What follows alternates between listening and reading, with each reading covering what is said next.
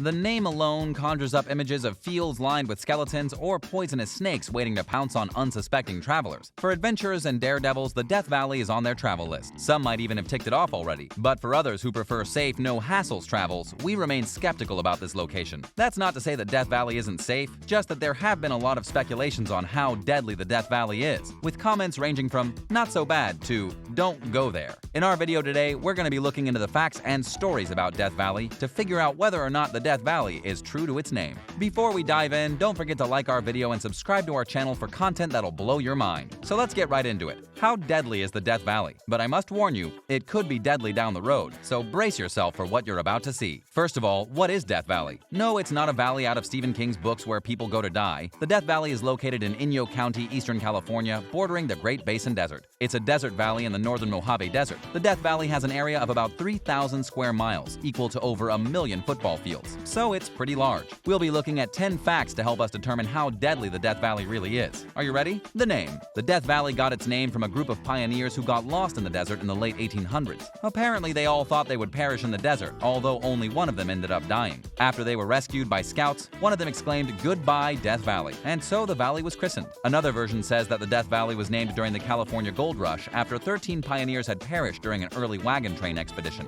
It was named by prospectors who sought to cross the valley for trade. Either way, the common thread is the fact that Death Valley was named after an actual death occurred. And that's fact enough for us. Lowest point. Did you know that Death Valley is the lowest point in North America? The iconic Badwater Basin is 282 feet below sea level. A bit of trivia for you, Mount Whitney, which is the highest point in the 48 United States, is only 84.6 miles to the northwest. The site itself consists of a small spring-fed pool next to the road. However, as its name implies, the water is undrinkable due to the accumulated salts of the surrounding basin. It's recommended to avoid the low levels during the heat of the day because heat tends to get trapped in these areas and speeds up the dehydration process. It's not all bad though. The repeated freeze and thaw cycles have pushed the thin salt crust into hexagonal honeycomb shapes, which are really beautiful. Walking rocks. The moving rocks are also called sailing stones or moving rocks and sound like something out of a horror movie. But they're just part of a rarity that occurs in the Death Valley where the rocks move along with a smooth valley floor and inscribe long winding tracks without animal-human intervention. Stories of rock moving on their own can seem quite creepy to someone hearing it for the first time, but thankfully science has an explanation. For this to occur, there has to be a flooded surface, a light wind, ice flows, and warming temperatures, all of which are present in the Death Valley. In the racetrack playa of the Death Valley, rocks move when lightweight ice starts to melt during periods of light wind. These floating ice panels then move rocks up to 5 meters per minute. However, the actual process is rarely physically observed by visitors. Flash floods. A flash flood is a sudden local flood, usually due to rain and occurring mostly in low-lying areas. It occurs in the Death Valley during summer as a result of violent sudden rainfall. As the rain falls, the water is not easily absorbed into the ground, and so it runs off, quickly picking up speed and debris, which can include large boulders. Many stations offer weather reports in the morning, but remember that the weather is unpredictable in the desert and can change at any time.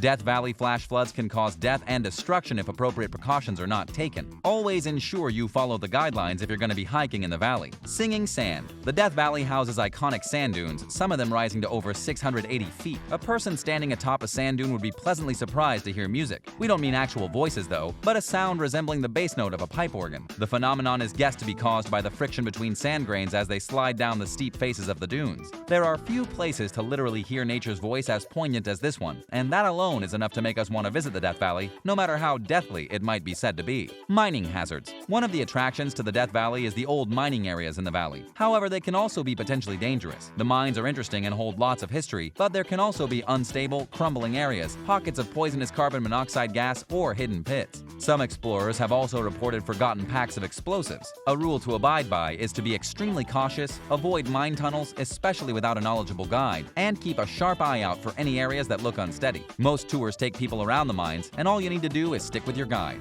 Beautiful flowers. Perhaps inspired by its name, a common misconception about the Death Valley is that there's no life or beauty in the valley, and this is very far from the truth. In spring, the hills and valleys in the Death Valley Desert break out into spectacular wildflower displays. Although super blooms are fleeting, flowers are actually never completely absent in the valley. Apart from flowers, the valley has more than 1,000 species of plants, including 50 endemic ones. Because of the flowers, a large number of pollinators are usually attracted to the fields, including butterflies and hummingbirds. Even though we know that beauty can hide danger, how deadly can the Death Valley be with such striking scenery? Dangerous animals. Like any other rocky area, the Death Valley has a number of dangerous animals, including mountain lions, venomous snakes, and scorpions. Most of these animals stay off the trails and hide during the heat of of the day, so you'll most likely never come across one. If you're hiking in a rocky or shady area, always be on the alert, as they may be in those shady spots. Mountain lions are rare to come across, but they have been sighted previously. It's good advice to treat any animal you come across as potentially dangerous, and so don't approach them or feed them. Never enter the Death Valley without a snakebite kit, and remember, it's never a good idea to run from a lion. Indigenous people. Not everyone in Death Valley is a tourist or a visitor. Some people literally reside there all year long. The Timbisha tribe of Native America calls the Death Valley home, with the last census placing the tribe at a population of just over 300 people. The Timbisha tribe has lived in the Death Valley since 900 AD, even before it was called Death Valley. How did they survive? By migrating to higher elevations in summer, gathering non-perishables like pine nuts and seeds, and hunting small game animals. The Timbisha tribe was one of the first tribes to secure tribal status and have resettled near Furnace Creek as the Timbisha Shoshone. They even have an actual website where you can find more information about them. If the Timbisha Shoshone have lived and thrived in the Death Valley, then we really shouldn't be spooked by that name. And before we tell you our last fact, kindly do us a solid. Let's see how fast you can hit that subscribe button with your little finger. Rumors have it that the fastest fingers will have 20 years of good luck. Now, back to Death Valley. The heat. We've saved this one for last because it is perhaps the most relatable thing about Death Valley. The Death Valley is hot. We can't emphasize that enough. Apart from the fact that it's in one of North America's hottest regions, its landscape makes matters worse. The sun blazes down on the dry valley surface, and then heat becomes trapped in its narrow basin, which amplifies its intensity. The highest temperature recorded is 54.4 Celsius, and we honestly can't imagine how hot that must be. A signpost for tourists warns about the symptoms of dehydration, obviously quite common in the area, and advises that travelers drink up to 1 gallon of water per day, more if you're hiking, as the sun is out to drain every bit of moisture from you. It's advised not to use your car's air conditioning, as that can cause the car to overheat. Although deaths from high temperatures have been on the decline, there are still reported cases of heat-related deaths, albeit extremely few. That's the last on our fact list. As we can see, despite seemingly dangerous weather and mines and flash floods, the Death Valley also houses beauty and life, as the people of Timbisha Shoshone would definitely tell you. We join the group of people who think that the name Death Valley is a misnomer, and this place should be on your travel bucket list, especially if you're into hiking and nature walks. The risks of Death Valley are significant only if you don't follow guidelines and aren't prepared, which can be said for almost any destination spot. So how deadly is the Death Valley? Not much if you stick to the rules. Would you like to visit Death Valley? Make sure to tell us in the comments below. Don't forget to like our video, subscribe to our channel, and get notifications when new videos are out. Thanks so much for watching, and stay safe. We'll see you in the next one.